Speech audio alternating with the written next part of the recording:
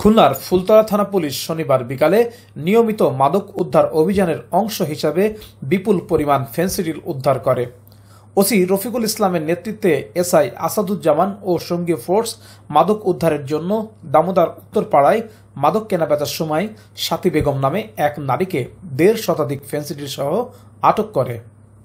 খোঁজখবর নিয়ে জানা যায়, ধৃত ওই নারী দীর্ঘদিন যাবৎ মাদক বিক্রি করে আসছেন। খুলনা জেলা পুলিশ সুপার মোহাম্মদ সাইদুর রহমানের নির্দেশনা মোতাবেক প্রায় প্রতিদিনই ফুলতলা থানা পুলিশ মাদক উদ্ধার করে আসছে বলে জানান ফুলতলা থানার ওসি। নেতৃত্ব দেওয়া আছে প্রথম থেকে। আপনারা জানেন প্রত্যেক মাসেই উপর্যুপরি মাদক এই ফুলতলা থেকে উদ্ধার হয়। গত মাসেও আমরা এই মাদক উদ্ধার এবং অন্যান্য আইনশৃঙ্খলা পরিস্থিতি মাদক উল্লেস মামলার উদ্ঘাটন, বিভিন্ন চোরাই মামলার উদ্ঘাটন করে মাননীয় পুলিশ সুপার মহোদয় আমাদের খুলনা জেলার শ্রেষ্ঠ ওসি নির্বাচন করেছেন।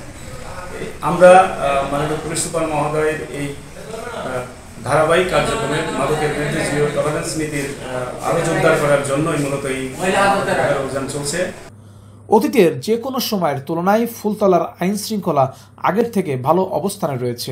সেই সাথে মাদক নির্মূলে ফুলতলা থানার বর্তমান ওসি রফিকুল ইসলাম যোগদানের পর থেকে কঠোর ভূমিকা পালন করে আসছে বলে স্থানীয়রা জানান।